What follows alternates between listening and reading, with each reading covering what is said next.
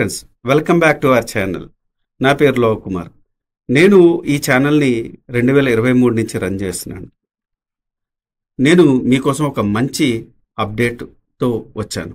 అదేంటంటే, నేను ఒక సూపర్ కమ్యూనిటీని బిల్డ్ చేయబోతున్నాను. మీలాంటి వారు సోషల్ మీడియా యూజ్ చేసుకుని మనీ ఎలా ఎర్న్ చేయాలి, అలాగే ఏఐ ఉపయోగించుకొని వేరే డిజిటల్ ప్రొడక్ట్స్ ఎలా క్రియేట్ చేసుకోవాలి అని నేర్చుకునే ప్లాట్ఫామే ఇది. ఈ కమ్యూనిటీలో content creation, automation, monetization, passive income గురించి నేను కొన్ని టిప్స్ అండ్ ట్రిక్స్ యూజ్ చేసుకొని చెప్పబోతాను. సో ఎవరికైనా ఇంట్రెస్ట్ ఉంటే డిస్క్రిప్షన్లో ఉన్న నా వాట్సాప్ గ్రూప్ లింక్ మీద క్లిక్ చేసుకొని నా వాట్సాప్ గ్రూప్లో జాయిన్ అవ్వండి. So upcoming events and Zoom sessions అన్నది నేను అందులో అప్డేట్ చేస్తాను. Thank you. Hi friends, welcome back to Mahabharata series episode number 162. ఇప్పటి వరకు జరిగిన కథ ఏంటంటే, 9వ రోజున భీష్ముడు పాండవుల సైన్యాన్ని చిత్తు చేశాడు. అమితమైన బాధతో ధర్మతనయుడు కృష్ణుడితో తను అడవులకు వెళ్ళిపోతానని బాధపడ్డాడు. ఆ తర్వాత కృష్ణుడు అతన్ని ఓదార్చి భీష్ముడు ఇచ్చిన మాటను గురించి వివరించాడు. ఆ తర్వాత ధర్మతనయుడు భీష్ముడి దగ్గరికి వెళ్ళి తన్ని ఎలా చంపాలో అనే ఉపాయాన్ని తెలుసుకొని వెనక్కి వచ్చాడు. ఆ తర్వాత 10వ రోజు ఏం జరిగిందో తెలుసుకోవాలనుకుంటే ఈ వీడియోని స్కిప్ చేయకుండా లాస్ట్ వరకు చూడండి. 10వ రోజు సూర్యోదయం అయింది. పాండవుల సేనా సమితులే రణరంగానికి బయలుదేరారు. ముందు సెకండ్ని నిలిపారు. అతనికి ఇరువైపులా భీమార్జునులను, వెనకవైపు అభిమన్యుణ్ణి, ద్రౌపది పుత్రులను, వారికి ఇరుపక్కల చేతికానుడు, సాచకి, వారి వెనక దృష్టజుమ్నుడు మొదలగు పాంచాల కుమారులు నిలిచారు. నకుల సహదేవులను ఇరుపక్కల ఉంచుకుని యుధిష్ఠిరుడు వీరందరినీ పరీక్షిస్తూ విరాటుడు, ద్రుపదుడు మొదలగు ముఖ్యులకు రాజులు, కేకేయ రాజులు 5గురు, దుష్టకేతువు మోహరించారు. వీరిని చూసి కౌరవులు కూడా తమ తమ సైన్యములను తగు విధముగా మోహరించారు. అందరికన్నా ముందు భీష్ముడు నిల్చున్నాడు. నీ కుమారులందరూ భీష్ముడి చుట్టూ నిలిచారు. ద్రోణుడు, అశ్వత్థామ కుడి ఎడమలను నిలిచారు. కృపాచార్యుడు, కృతవర్మ భగదత్తునితో కలిసి సుయోధనుడు మధ్యభాగంలో నిలిచాడు. బృహద్బలుడు, కాంబోజరాజు మొదలగు ముఖ్యులైన రాజులు రారాజు చుట్టూ నిలిచారు. త్రిగర్దాధీశుడు సుశర్మ రారాజుకు వెనుక నిలిచాడు. ఈ ప్రకారం మన సైన్యము యుద్ధభూమిలో నిలిచింది. ఇరువైపులా వివిధ తూర్యనాదములు మినిమిట్టాయి. ఒకరితో ఒకరు యుద్ధం చేయడం మొదలుపెట్టారు. ఆ రోజు యుద్ధము దేవదానవ యుద్ధముకు తలపించింది. యమపురిలో సందడి మొదలైనట్టు ఉంది. నకుల సహదేవులు చెలరేగి పరాక్రమంతో కౌరవసేన మీద తడి తూరుముడుతున్నారు. భీమార్జునులు మరొక పక్క నుండి కౌరవసేనలను ఓచకోతకొస్తున్నారు. పాండవసేన విజృంభించి కౌరవసేనలను నాశనం చేస్తూ ఉంది. ఇది చూచాడు భీష్ముడు. కల్పాంతంలో విజృంభించిన రుద్రుడి మాదిరి పాండవసేనల మీద సరవర్షం కురిపించాడు. ఒకరితో ఒకరు పోరాడుతున్న కాల్పములు, రథములకు కట్టిన హయములు, గజ సైన్యములోని ఏనుగులు నేలకూలుతున్నాయి. శిఖండి భీష్ముడి మీదకు 3 బాణములు గుప్పించాడు. భీష్ముడు అతని వైపు కూడా చూడకుండా, నిన్ను బ్రహ్మ ఆడుదానిగా సృష్టించాడు, కానీ మధ్యలో మగతనం పొందావు. నువ్వు నా మీద సరవర్షం కురిపించినా సరే నవ్వి ఊరుకుంటాను, కానీ నీతో యుద్ధం చెయ్యను. నీ మీద నాకు కోపం పుట్టదు అని పలికాడు. ఆ మాటలు విన్న శిఖండి, భీష్మ, ఎంతోమంది రాజులను గెలిచావు. పరశురాముడి ప్రతి వీరుడైన నీవు గెలిచావు. మరి నీ శౌర్యము బలము నాకు చూపవా? నీవు నా మీద సరసంధానం చేయకపోయినాను నేను మాత్రం నిన్ను వదలను. నా క్రూరమైన శరములతో నిన్ను చంపుతాను. నేను ఎవరైతే నీకు ఎందుకు, నాతో యుద్ధం చెయ్యి అని కవ్వించాడు శిఖండి. అది చూశాడు అర్జునుడు. నేడు శిఖండి వైఖరి వింతగానున్నది. భీష్ముడు పడిపోటకు సమయము ఆసన్నమైనట్టున్నది. అందుకే దైవ ప్రేరితుడే శిఖండి ఈ ప్రకారం ప్రవర్తిస్తున్నాడు అని మనసులో అనుకున్నాడు. అర్జునుడు శిఖండిని చూసి, శిఖండి, ఇన్ని మాటలాడిన తర్వాత నీవు ఏమీ చేయకపోతే లోకం నిన్ను చూసి నవ్వుతుంది. నీ వెనక నేనున్నాను, నీకే భయం లేదు. నీవు భీష్ముడి మీదకు ఉరికి అతన్ని చంపు అని ప్రోత్సహించాడు. కానీ గాంగేయుడు అక్కడ నుండి తొలగిపోయి పాంచాలరాజు సైన్యమును తునుమాడుతున్నాడు. అర్జునుడు తన సైన్యముతో కలిసి భీష్ముడితో యుద్ధానికి దిగాడు. అర్జునుడిని దాటిగా కౌరవసేన నిలవలేక పారిపోయింది. అప్పుడు సుయోధనుడు భీష్ముడిని చూసి, పితామహ, నీవు ఉండగానే నీ ఎదురుగానే మన సేనలు పారిపోతున్నాయి. మరి మీరు చూస్తూ ఊరుకోవడం న్యాయమా అని అన్నాడు. ఆ మాటలకు నొచ్చుకున్న భీష్ముడు, సుయోధన, నేను 10 రోజులకు 10,000 మందిని చంపుతానని నీకు మాట ఇచ్చాను. 10,000 మందిని చంపాను. నీ రుణం తీర్చుకున్నాను. నేటి యుద్ధం నడిచే తీరు చూస్తుంటే ఈరోజు నన్ను పాండవులలో లేక నేను పాండవులను చంపడం తథ్యమని తెలుస్తూ ఉంది. కానీ నేను మానవుడను, వారు దైవాంశ సంభూతులు. కాబట్టి మన మానవుడి చేతిలో దైవాంశ సంభూతులు మరణించడం అసాధ్యం. అయినను నా పరాక్రమం చూపించెదను చూడు అంటూ భీష్ముడు వివిధ రాజుల సైన్యముని వెంటబెట్టుకొని పాండవ సైన్యమును నిర్మూలించసాగాడు. భీష్ముడికి సాయంగా నీ పుత్రులు అతని పక్కన నిలిచి పోరుతున్నారు. అది చూసి పాండవులు, మత్స్య, పాంచాల, యాదవ, పాండ్య, కైకేయ రాజులు తమ తమ సేనలతో మూకుమ్మడిగా భీష్ముడి మీదకు లంఘించారు. పోరు ఘోరమైంది. అర్జునుడు శిఖండిని చూసి, శిఖండి, నీవు భీష్ముడిని ఎదిరించు, నేను నీ పక్కనే ఉంటాను, నీకేం భయం లేదు. నిన్ను చూసి భీష్ముడు అస్త్ర సన్యాసం చేస్తాడు, అప్పుడు నేను నా బాణములతో అతన్ని కూలుస్తాను అని ప్రోత్సహించాడు. ఆ పలుకులు విన్న ధృష్టద్యుమ్నుడు తన సేనలతో, రండి, మనం యోధులందరం రండి, మూకుమ్ముడిగా భీష్ముడిపైకి రండి, మనకు వెన్నుదనుగా అర్జునుడు ఉన్నాడు, మనకేం భయం లేదు అని ఎలుగెత్తి అరిచాడు. అప్పుడు ధర్మజుడు, భీముడు, నకులుడు, సహదేవుడు, అభిమన్యుడు, ద్రౌపదీసుతుడు, విరాటుడు, సాచకి, చేతికానుడు, దుష్టకేతుడు, కేకేయరాజులు, మగధాదులు, వారి వారి సైన్యములు, ఇంకా ఇతర రాజులందరూ మూకుమ్మిడిగా భీష్ముడిని చుట్టుముట్టారు. అది చూసిన అశ్వత్థామ, భూరిశ్రవుడు, కృతవర్మ, కృపాచార్యుడు, కాంబోజరాజు, వికర్ణుడు, దుర్ముఖుడు, వివంశితి, చిత్రసేనుడు మొదలగు యోధులు భీష్ముడికి అండగా నిలిచారు. శిఖండిని ముందు పెట్టుకుని యుద్ధము చేయుచున్న అర్జునుడికి భీష్ముడికి మధ్యలో దుశ్శాసనుడు నిలిచాడు. కృష్ణార్జునుల మీద 20 పదునైన బాణాలు వదిలాడు. వాటిని మధ్యలోని తుంచిన అర్జునుడు దుశ్శాసనుడి మీద 100 నాచారములు ప్రయోగించాడు. దుశ్శాసనుడు 5 బాణములు అర్జునుని ఫాలభాగమును నాటాడు. అర్జునుడు దుశ్శాసను విల్లు తుంచాడు. దుశ్శాసనుడు మరొక విల్లు తీసుకొని 20 బాణాలు అర్జునుడి మీదకు సంధించాడు. వాటిని నరికిన అర్జునుడు మరి యొక్క వాడి బాణంతో దుశ్శాసన వక్షస్థలం మీద కొట్టాడు. ఆ దెబ్బకు దుశ్శాసనుడు మూర్ఛపోయాడు. వెంటనే దుశ్శాసనుడి సారథి తన రథమును వెనుకకు మరలించి భీష్ముడి వెనుకకు తీసుకుని వెళ్ళాడు. ఇంతలో తెలివి తెచ్చుకున్న దుశ్శాసనుడు మరలా ముందుకు వచ్చాడు. అర్జునుడితో యుద్ధం చేయడం మొదలుపెట్టాడు. ఆ సమయమున సాత్యకితో అలంబసుడు, భగదత్తుడు, అభిమన్యుడితో సుదీక్షణుడు, విరాట, ద్రుపద మహారాజులతో అశ్వత్థామ, సహదేవునితో కృపాచార్యుడు, నకులుడితో వికర్ణుడు, ఘటోద్గచుడితో దుర్ముఖుడు, భీమసేనుడితో భూరిశ్రవుడు, చేతికానుడితో చిత్రసేనుడు, ధర్మనందునితో ద్రోణుడు ఒకరితో ఒకరు తలపడ్డారు. ఇరుపక్కల ఆయనున్న యోధులు ఒకరి కేతనములు ఒకరు విరుచుకుంటున్నారు, ఒకరి వీళ్ళను మరొకరు విరగించుకుంటున్నారు, గుర్రములను ఏనుగులను చంపుతున్నారు, ఒకరినొకరు నరుక్కుంటున్నారు. ఆ రక్తం కాలువల కట్టి పారుతూ ఉంది. ఇంతలో మధ్యాహ్నమైంది. సూర్యుడు నడినెత్తి మీదకు వచ్చాడు. దుశ్శాసనుడు తన మీద సంధించిన విడిచిన అస్త్రశస్త్రములను అన్నిటినీ మధ్యలోనే త్రుంచి అర్జునుడు దుశ్శాసన కేతమును ఖండించాడు. అతని విల్లును తించాడు. అతని శరీరం నిండా బాణములు గుచ్చాడు. జయ జయ ధ్వానాలు చేశాడు. అర్జునుడి దాటికి తట్టుకోలేక దుశ్శాసనుడు అక్కడి నుండి వేరే చోటుకి వెళ్ళిపోయాడు. తర్వాత అర్జునుడు భీష్ముడి మీదకి నిలిచిన బలగములను వరుసపెట్టి చంపుతున్నాడు. అది చూసిన ద్రోణుడు మహాకోపంతో అర్జునుడిని ఎదుర్కొన్నాడు. ఇందులో అపార సేనావాహినితో ధర్మతనయుడు అక్కడికి వచ్చి ద్రోణుడితో యుద్ధంలోకి దిగాడు. ఈ పరిణామను గమనించిన ద్రోణుడు తన కుమారుడైన అశ్వత్థామను పిలిచి ఈ విధంగా చెప్పాడు.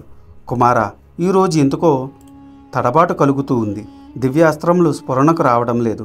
చేతులు వణుకుతున్నాయి. విల్లు చేతి నుండి జారిపోతూ ఉంది. మనస్సు వశం తప్పుతూ ఉంది. పిడికిలి పట్టుకు సడలుతూ ఉంది. నేటితో అర్జునుడు గాంగేయుని హతమారుస్తాడు అని, తన ప్రతిజ్ఞ నెరవేర్చుకుంటాడు అని అనుమానంగా ఉంది. ఒకసారి అటు చూడు. అర్జునుడి దాటికి గుర్రములు కూరుతున్నాయి. ఏనుగులు నేల మీద పడిపోతూ ఉంది. రథములు విరుగుతున్నాయి. యముడు విహరిస్తున్నాడా అని అనిపిస్తూ ఉంది. అనేక దుశ్శకనాలు గోచరిస్తున్నాయి. ఎందుకో భీష్ముడికి కీడు కలుగుతుందని అనుమానంగా ఉంది. యుధిష్ఠిరుని మొహంలో కోపం ప్రజ్వలిల్లుతూ ఉంది. ద్రౌపదేయులు, నకుల సహదేవులు సహితంగా పోరాడుతున్న ధర్మనందుని విడిచి నేను రాలేను. కాబట్టి నువ్వు వెంటనే పోయి భీష్ముడికి సాయంగా నిలువుము అని పలికాడు. ఆ మాటలు విన్న అశ్వత్థామ తండ్రి ఆదేశం మేరకు తన రథమును భీష్ముడి వంకకు మరల్చాడు. ఆ సమయంలో భీమసేనుడు గాంగేయుని ముందు నిలిచి అతనికి రక్షగా పోరుతున్న కౌరసేనమును నిర్మూలించాడు. అది చూసి భగదత్తుడు, కృపాచార్యుడు, కృతవర్మ, శల్యుడు, సైంధవుడు, చిత్రసేనుడు, దుర్ముఖుడు, వింద, అనువిందులు, అను 10 మంది మహారథులు అందరూ ఒకే చోట చేరి భీష్ముడికి రక్షణగా నిలిచారు. నానా అస్త్రములతో భీమసేనుడితో పోరాడుతున్నారు. కానీ భీముడు చలించడం లేదు. ఇంతలో అర్జునుడు భీమసేనుకు సాయంగా వచ్చాడు. వారందరి కేతలను విరిచాడు, విల్లును తుంచాడు, రథములు విరగ్గొట్టాడు, వీర విహారం చేస్తున్నాడు. అది చూసిన సుయోధనుడు సుశర్మను తన సైన్యముతో మహాభీమార్జునులతో పోరమని నియోగించాడు. సుశర్మ వెంటనే ఆ 10 మంది యోధులను కలుపుకొని భీమార్జునులతో పోరాడుతున్నాడు. కానీ ఎవ్వరూ ఒక్క అడుగు ముందు కూడా కదపలేకపోతున్నారు. సుయోధనుడు కలవరపడ్డాడు. తన సైన్యము యావత్తు అక్కడికి రావాల్సిందిగా ఎలుగెత్తి అరిచాడు. యుద్ధం మొత్తం అక్కడే జరుగుతూ ఉన్నదా అనిపించింది. భీమార్జునులు ఒంటరిగా పోరాడుతున్నారు. సంగతి గమనించిన అభిమన్యుడు, సాత్యకి మున్నగు ప్రముఖ వీరులు తమ తమ సైన్యములతో వేగంగా అచ్చటకు వచ్చి చేరుకున్నారు. పాండవులు విజయోత్సాహము చూసిన భీష్ముడు కోపించి తన అస్త్రశస్త్రములతో వారిని ఎదుర్కొన్నాడు. ఆ భయంకర యుద్ధంలో రథసారథులు చచ్చిపోతున్నారు. హయములు, ఏనుగులు అతి క్రూరంగా చంపబడుతున్నాయి. భీష్ముడు ఎక్కడ చూసినా తానే అయ్యి రణరంగమంతా కలయి తిరుగుతున్నాడు. అప్పటికి అపారణమైంది. భీష్ముడు తన మనసులో కలత చెందుతున్నాడు. ఈ 10 రోజుల నుండి ఎంతోమంది ఉత్తమ క్షత్రియులను దారుణంగా వధించాను. వేల కొలది సైనికులను చంపాను. విసుగుపోయాను. ఈ శరీరంతో బంధం ఇంక తెంచుకుంటే మంచిది అనిపిస్తుంది అని మనసులో తలంచిన భీష్ముడు తన రథమును యుధిష్ఠిరుని వద్దకు పోనిచ్చాడు. అతనితో యుద్ధం చేస్తున్నట్టు నటిస్తూ ఇలా అన్నాడు: యుధిష్ఠిరా, నేను పుట్టినప్పటి నుంచి ఎందరో రాజులను అతి క్రూరంగా చంపాను. ఇంకా చంపుతూనే ఉన్నాను. కాలం గడిచిపోతూ ఉంది. నాకు వయసు అయిపోతుంది. ఈ రాక్షసమైన జీవితంతో విసిగిపోయాను. అసహ్యం కలుగుతుంది. మీరు నా మేలు కోరేవారైతే శిఖండిని ముందు పెట్టుకొని అందరూ నా పైన యుద్ధానికి రండి. ఇంకా ఆలస్యం చేయకండి. నాకు ఈ దేహం నుండి విముక్తి ప్రసాదించండి అని ధర్మరాజుతో పలికి తన రథమును వేరొక వైపునకు మళ్లించాడు. యథావిధిగా యుద్ధం చేస్తూ శాత్రవ సైన్యము నిర్మూలిస్తున్నాడు. ఆ పలుకులు విన్న యుధిష్ఠిరుడు పక్కనే ఉన్న ధృష్టద్యుమ్నుని చూసి, వింటివి కదా పితామహుని పలుకులు. నువ్వు, భీమసేనుడు, అర్జునుడు, మన సైన్యంలో యోధులు అందరూ కలిసి మూకుముడిగా భీష్ముడిని చుట్టుముట్టండి అని ఆదేశించాడు. వెంటనే ధృష్టద్యుమ్నుడు మత్స్య కేకేయ రాజులను, తుక్కుంగళ మహారథికులను చేయి ఊపి పలికాడు. అందరినీ భీష్ముడి మీదకి వెళ్ళమని సైగ చేశాడు. తాను కూడా భీమసేనుడు అర్జునుడితో కలిసి భీష్ముడితో చుట్టుముట్టారు. అది చూసిన సుయోధనుడు కూడా తన తమ్ముళ్ళు మిగిలిన రాజులను కూడగట్టుకుని భీష్ముడికి అండగా నిలిచారు.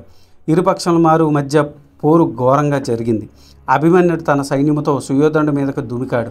అతనిని తన క్రూరమైన నాచారంతో నొప్పించాడు. అశ్వత్థామ, సాత్యకి ఒంటి నిండా బాణములు నాటాడు. భీమసేనుడు రారాజును ఎదుర్కొన్నాడు. భీష్ముడు వెంటనే చంపండి అని పాండవుల సైన్యములకు, ఎలాగైనా భీష్ముడిని కాపాడండి అని కౌరవ సైన్యము ఒకరితో ఒకరు వీరపాలు పలుకుతూ యుద్ధం చేస్తున్నారు. సింహంతో మరొక సింహం పోరుతున్నట్టు అర్జునుడు భీష్ముడితో పోరుతున్నాడు. వారిద్దరి మధ్యకు దుశ్శాసనుడు తన సైన్యముతో అడ్డం వచ్చాడు.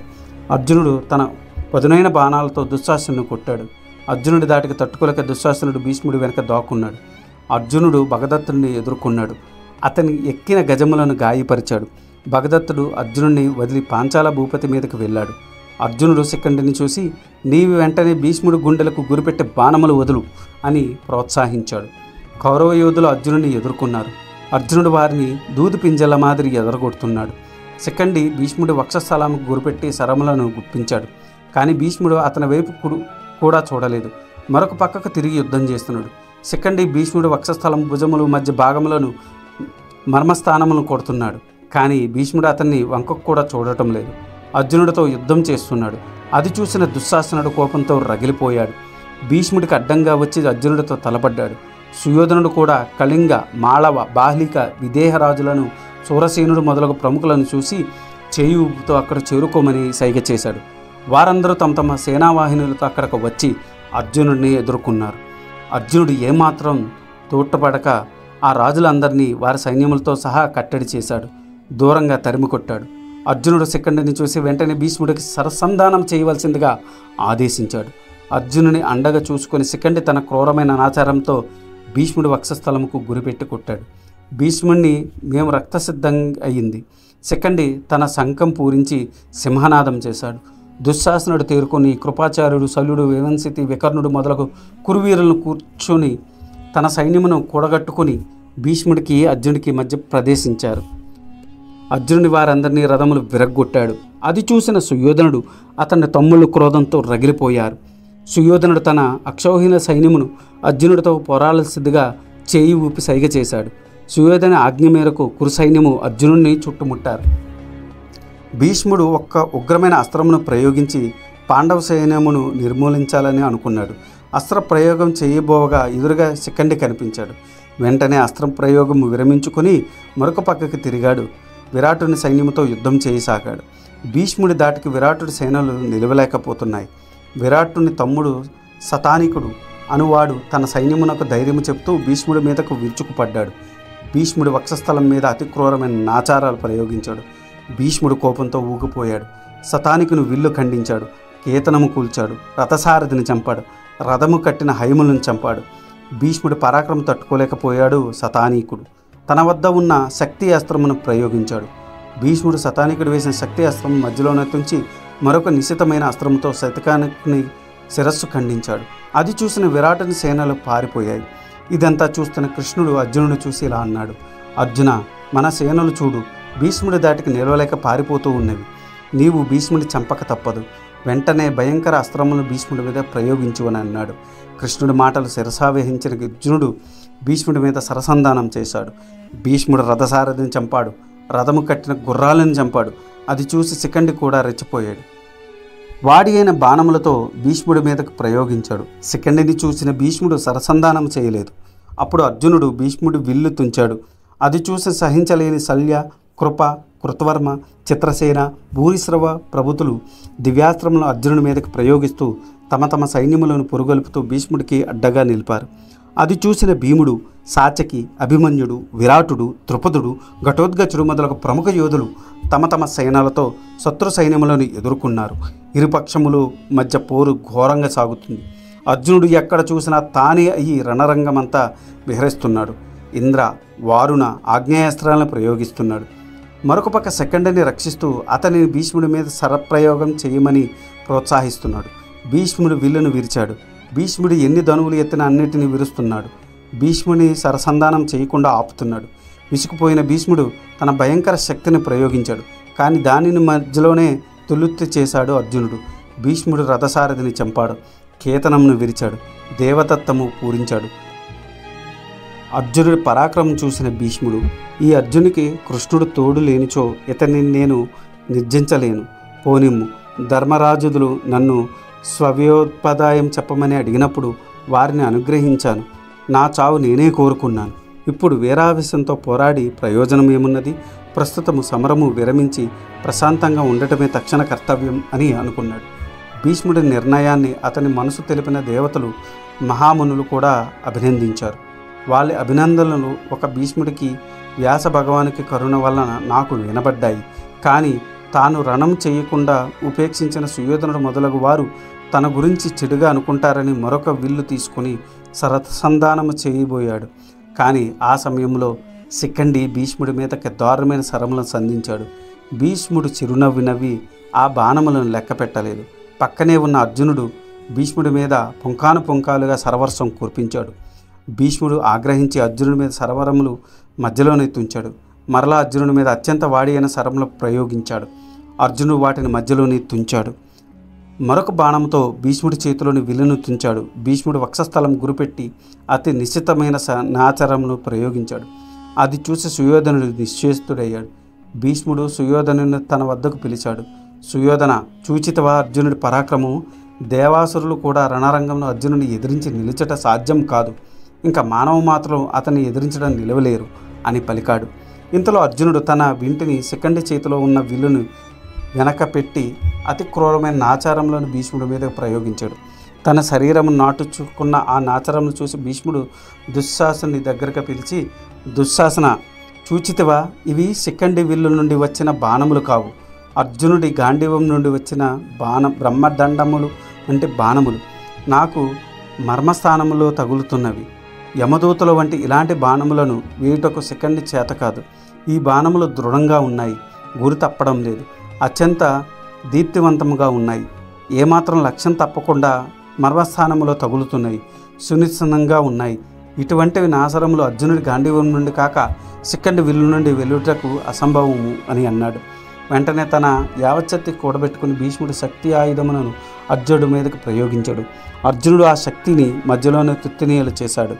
వెంటనే భీష్ముడు తన ఖడ్గము డాలు తీసుకొని రథము నుండి దిగుటకు ప్రయత్నించాడు. కానీ అర్జునుడు భీష్ముడిని కత్తి డాలును తన బాణాలతో ఖండించాడు.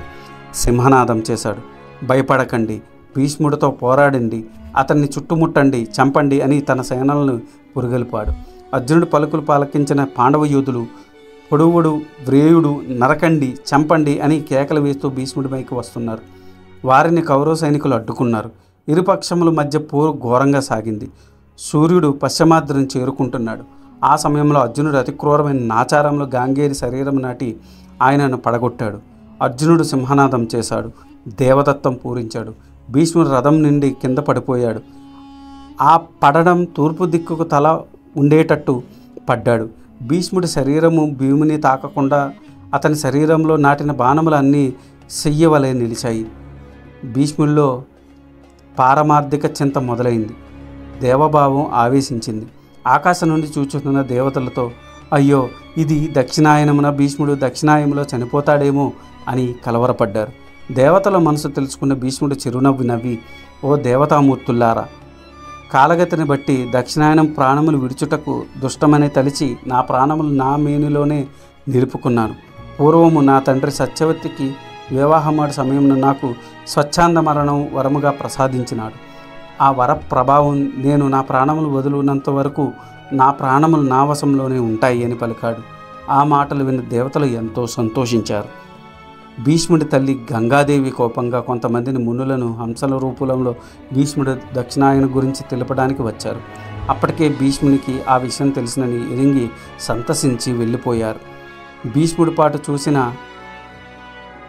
దుర్యోధనుడు వెంటనే ఈ విషయం ద్రోణుడికి రింగించి రమ్మని దుశ్శాసనుని పంపాడు. దుశ్శాసన వల్ల ఈ విషయం విన్న ద్రోణుడు మూర్ఛపోయాడు. వెంటనే తేరుకున్న ద్రోణుడు భీష్ముడి పాటుకు ఎంతో విలపించాడు. వెంటనే భీష్ముడు పడి ఉన్న చోటుకి వెళ్ళాడు.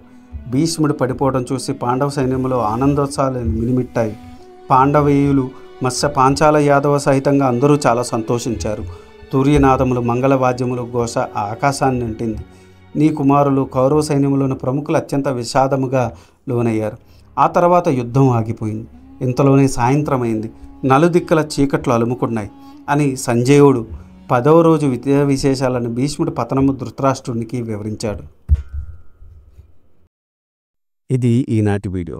ఆ తర్వాత ఏం జరిగిందో తెలుసుకోవాలనుకుంటే మీరు నా నెక్స్ట్ వీడియో కోసం వెయిట్ చేయాల్సిందే. దానికన్నా ముందు నాదొక చిన్న రిక్వెస్ట్. నేను చేసే ఈ మహాభారత సిరీస్ వ్యాస భారతం నుండి కవిత్రయం అంటే నన్నయ్య గారు, తిక్కన గారు, ఎర్రప్రగడ గారు తెలుగులోకి అనువదించారు. అదే ఈ మహాభారతాన్ని నేను మీకు యథాతథంగా అందించాలనే సదుద్దేశంతో ఈ వీడియోలు చేస్తున్నాను. జనరేటెడ్ ఇమేజెస్తో వీడియోస్ చేయడం కొంచెం కష్టతరమైన విషయం అయినప్పటికీ మన సనాతన ధర్మంలో ఉన్న మంచిని చెప్పాలనే ఉద్దేశంతో పూర్తి కథని ఈ వీడియోల రూపంలో అందించడం జరుగుతుంది. అందుకని మీలాంటి వారి సపోర్ట్ నాకెంతో ముఖ్యం. మీరు నన్ను సపోర్ట్ చేయాలనుకుంటే జస్ట్ మీ అభిప్రాయాన్ని కమెంట్ల రూపంలో తెలియచేస్తూ, లైక్ చేస్తూ, 10 మందికి షేర్ చేస్తూ మన ధర్మాన్ని 10 మందికి అందేలా చేయాలని కోరుకుంటున్నాను. ఈ వీడియో కనుక మీకు నచ్చితే do like, share and subscribe. Thanks for watching. జై సనాతన ధర్మం.